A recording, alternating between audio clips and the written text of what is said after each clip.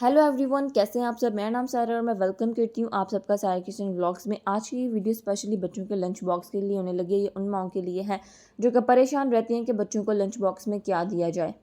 आज से आप लोगों की ये परेशानी बिल्कुल दूर होने वाली है। आप लोगों के साथ बहुत ही ज़बरदस्त से फ्रोज़न कबाब की रेसिपी शेयर करूँगी, जिसे आप लोग बनाकर 1 से 2 माह के लिए फ्रीज़ कर सकते हैं। जब भी आपको ज़रूरत हो बस इनको निकाला, फ्राई कर लिया। आप लोग ये फ्राई करके बच्चों को लंच बॉक्स में भी दे सकते हैं, इन्हें कन्वर्ट करके सैंडविच में भी आप लोग दे सकते हैं। बहुत सी चीज़ों में आप इसे जो है वो यूटिलाइज़ कर सकते हैं। सो इनको बनाने के लिए सिंपल आपने एक बाउल ले लेना है। उसके अंदर आपने 1 कप जो है वो चने की दाल जो होती है वो डाल देनी है। ठीक है, जितनी क्वांटिटी में आपने बनाना है उस हिसाब से आपने लेना है। जिस क्वांटिटी में मैं बनाना चाह रही हूँ उससे 25 से 30 जो है वो कबाब बनकर तैयार होंगे। अच्छा, चने की दाल लेने के बाद आपने इसको 2 से 3 मिनट बाद अच्छे से वॉश कर लेना। उसके बाद आपने इसके अंदर पानी डाल के इसको डिप करके रख देना है तकरीबन 1 से 1.5 घंटे के लिए। आपके पास टाइम कम है तो आप इसे आधे घंटे के लिए भी सोक करके रख सकते हैं। नेक्स्ट आपने क्या करना है कि एक कढ़ाई लेनी है। इसके लिए आपको किसी भी प्रेशर कुकर की ज़रूरत नहीं पड़ेगी, लेकिन फिर भी अगर आप लोग प्रेशर कुकर यूज़ करना चाहें तो कर सकते हैं। It's optional totally. तो उसके बाद आपने जो है वो ले लेना है गोश्त। मैं यहाँ पर एक चिकन का पीस ले रही हूँ, चेस्ट पीस, और उसके बाद मैं यहाँ इसके अंदर डालूँगी बीफ आई थिंक मैंने हाफ़ के जी ही लिया था। तो इसको आपने अच्छे से वॉश करके दोनों चीज़ों को इसके अंदर डाल देना। उसके बाद दाल को जो मैंने सोक किए हुए 1 घंटा हो गया था, तो मैंने इसका पानी जो है वो गिरा के इसके अंदर जो है वो डाल दिया।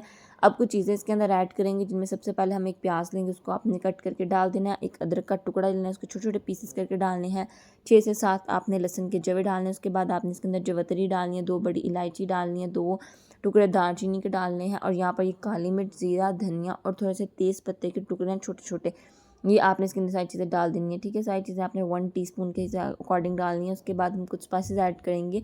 सबसे पहले हम इसके अंदर नमक ऐड करेंगे, साल्ट टू टेस्ट। उसके बाद हमने इसके अंदर 1 टीस्पून लाल मिर्च powder, 1 teaspoon chilli flakes add कर देना, जिन्हें दड़ा मिर्च भी कहा जाता है। उसके बाद हाफ़ टी स्पून हम इसके अंदर हल्दी पाउडर ऐड करेंगे, और 1 चम्मच हम इसके अंदर तिक्का मसाला ऐड करेंगे। इट्स टोटली ऑप्शनल, अगर तो है तो आप लोग डाल लीजिएगा, वरना इसको स्किप भी कर सकते हैं।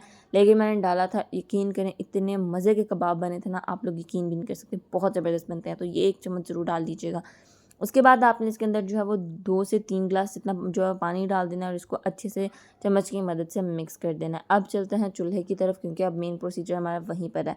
तो अब हम इसे चूल्हे पे रख के इसको कवर करके जो है वो कुक होने के लिए छोड़ देंगे। तो 2 से 3 घंटे के अंदर ये हो जाएगा। बिल्कुल लो फ्लेम पे आप इसे रख दीजिएगा, ये आहिस्ता आहिस्ता कुक होता रहेगा। ठीक है, मुझे कोई जल्दी नहीं थी, इसलिए मैंने 2 से 3 घंटे के लिए इसको रख दिया था ऐसे ही हल्की फ्लेम पे। ये खुद ही कुक होता रहा, इसका पानी ड्राई हो गया था। अगर आपको जल्दी है तो आप लोग इसको प्रेशर कुकर में भी 20-25 मिनट के अंदर बना सकते हो, बहुत आसान है उसमें भी बनाना।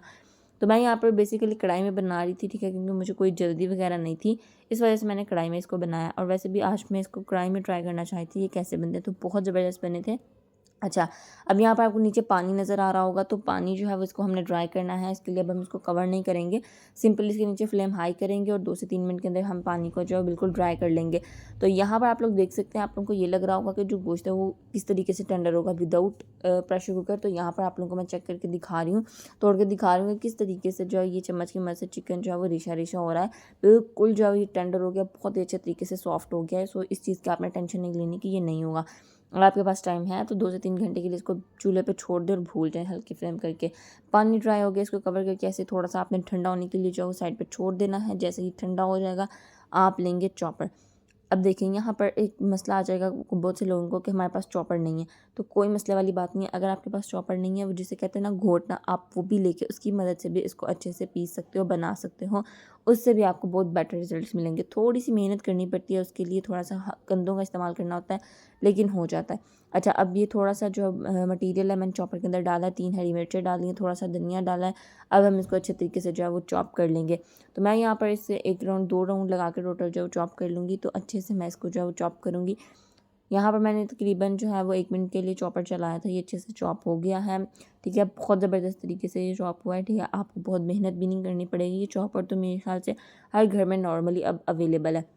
अच्छा, अब आपने इसकी बेस्ट बाइंडिंग कैसे करनी है। बहुत से लोगों को ये शिकायत होती है कि उनके जो कबाब है ना वो टूट जाते हैं। तो मैं बेस्ट बाइंडिंग का तरीका आप लोगों को बताऊँगी, जिससे आपके कबाब कभी भी जो है वो नहीं टूटेंगे, और बहुत इजीली आप लोग इन्हें बना लेंगे। अच्छा, ये सारा मटेरियल हमने जो चॉपर के अंदर ऐड कर देना। सेकंड राउंड में जो बच गया था वो भी मैं अच्छे से चॉप कर लूँगी। अब इसको चॉप करने के बाद हम जो है वो कन्वर्ट कर लेंगे एक किसी भी बाउल में। ठीक है, अच्छे से आपने सारा का सारा मटेरियल जो है वो बाउल में शिफ्ट कर लेना है। अब करते हैं इसको बेस्ट बाइंडिंग के लिए तैयार। اب آپ نے بیسٹ بننے کے لیے اس کے اندر انڈا ڈالنا ہے. اگر آپ نے انڈا ڈال لیا تو فرائی کرتے وقت آپ کو انڈے کی ضرورت نہیں ہوگی. 2 کام آپ کے ایک ساتھ ہو جائیں گے. ایک تو اس کی بائنڈنگ بہت زبردست ہو جائے گی. اس کے بعد جب آپ انہیں فرائی کرنے لگیں گے، اگر آپ کے پاس انڈا نہ بھی ہوا تو آپ ان کو ایزیلی فرائی کر سکتے ہیں. یہ بہت بیسٹ ٹپ ہے. اچھا، میں نے 1 انڈا ڈالا تھا تو مجھے لگا شاید وہ کم ہے، اس وجہ سے میں نے دوسرا انڈا بھی ڈال دیا تھا. ٹوٹل میں نے 2 انڈے ڈالے ہیں. اور اب ہم ان کو اچھے طریقے سے جو ہے وہ مکس کر لیں گے. مکس کرنے کے بعد اب آ رہی ہے ان کو شیپ دینے کی. میں 2 طریقے سے آپ کو ان کو شیپ دینا جو ہے وہ سکھاؤں گی. ایک ہم اس کو بنائیں گے ہاتھ سے. تو سمپلی آپ نے ایک چھوٹا سا مٹیریل نکالنا ہے اپنے ہاتھ میں تھوڑا سا، تو اس سے آپ نے اس کو جو ہے وہ شیپ دے دینی ہے. تو یہ کباب کی شیپ آپ کو مل جائے گی بہت زبردست طریقے سے. پہلے ہم اسی طریقے سے بناتے تھے. اس کے بعد ہم جو ہے وہ اب بنائیں گے اس کو سٹینڈ کی مدد سے. کباب کو بنانے کے لیے اب سٹینڈ بھی آ چکا ہے، تو ہم اس سٹینڈ کی مدد سے اس کو تیار کریں گے. سٹینڈ پہ آپ نے تھوڑا سا جو ہے وہ آئل اپلائی کر دینا تاکہ یہ اس کے اوپر چپکے نہیں، اور تھوڑا سا مٹیریل ہم اس کے اوپر ڈال کے اس کو اچھے سے اپنی فنگرس کی مدد سے پریس کرتے ہوئے اس کو شیپ دے دیں گے. اگر آپ کے پاس یہ نہیں ہے، آپ اس کو ہاتھ سے بھی بہت زبردست شیپ دے سکتے ہیں، کیونکہ سم ٹائم بہت سے لوگوں کو میں نے دیکھا ہے ان کے ہاتھ سے بھی بہت زبردست شیپ آ جاتی ہے. تو آپ نے اس چیز کی ٹینشن نہیں لینی، آپ ہاتھ سے بھی اس کو شیپ دے سکتے ہیں. تو یہاں پر سارے کے سارے مٹیریل سے ہم بنا کر تیار کر لیں گے. یہاں پر آپ لوگوں نے مجھے جو ہے وہ کاؤنٹ کر کے کمنٹ سیکشن میں بتانے کہ ہمارے ٹوٹل کباب کتنے بنے ہیں. تو یہ دیکھ سکتے ہیں، ایک پورا یہ بورڈ بنا تھا اور دوسرا یہ پلیٹ میں بھی میں نے جو ہے وہ رکھے تھے. تو یہ سارے کے سارے بن کر تیار ہیں. اتنے مٹیریل کے ساتھ ہمارے اتنے زیادہ کباب بن کے تیار ہو چکے ہیں. اب ہم انہیں پراپر طریقے سے فریز کر لیں گے. ٹھیک ہے، 2 سے 3 گھنٹے کے لیے آپ نے ان کو اچھے سے فریز کر لینا ہے. اور فریز کرنے کے بعد یہ اس طریقے سے سخت سے ہو جائیں گے. اب آپ کو سٹور کرنا میں سکھاؤں گی کہ اب آپ نے ان کو سٹور کس طریقے سے کرنا ہے. اس کے لیے سب سے پہلے آپ نے سارے کے سارے جو ہے وہ بورڈ سے اکھاڑ لینے ہیں اچھے سے. ٹھیک ہے، یہ دیکھیں بالکل پتھر کی طرح ہو گئے ہیں. تو اب بہت آسان ہو جائے گا آپ لوگوں کو ان کو سٹور کرنا. اس کے لیے آپ نے کوئی بھی زپ لاک بیگ ہونا ہے. اب اس چیز پہ جو ہے وہ آپ نے پریشانی ہونا کہ ہمارے پاس تو یہ زپ لاک بیگس ہے ہی نہیں ہے. آپ کوئی پولیتھین بیگس بھی لے سکتے ہیں. اور اس کے ساتھ ساتھ آپ لوگ کوئی بھی پلاسٹک کا جو شاپر ہوتا ہے جو گھر میں عام ہوتا ہے ان کو اچھے سے صاف ستھرا کر کے اس کے اندر بھی اس کو ڈال کے سٹور کر سکتے ہیں. کوئی ضروری بات نہیں ہے کہ آپ نے کوئی امپورٹنٹ نہیں ہے کہ آپ نے اسی کے اندر جو ہے ان کو سٹور کرنا ہے. یہاں پر یہ میں نے سارے کے سارے اس کے اندر ڈال کے سٹور کر لیے ہیں. اب اس طریقے سے آپ ان کو سٹور بھی ایزیلی کر سکتے ہو. اب 1 مہینہ 2 مہینہ آپ ان کو آسانی سے یوز کریں، نکالیں. بچوں کو جب ضرورت ہے آپ نے نکال کے فرائی کر کے دینے ہیں. آپ ان کے سینڈوچز بنا دیں. آپ چاہیں تو ایسے ہی بچوں کو فرائی کر کے لنچ باکس میں دے دیں. چاہے تو ایز اے رول جو ہے بنا کے اس کے اندر آپ اس کو میش کر کے ڈال کے دے سکتے ہیں. بہت زبردست ریسیپی میں نے آپ کے ساتھ شیئر کی ہے.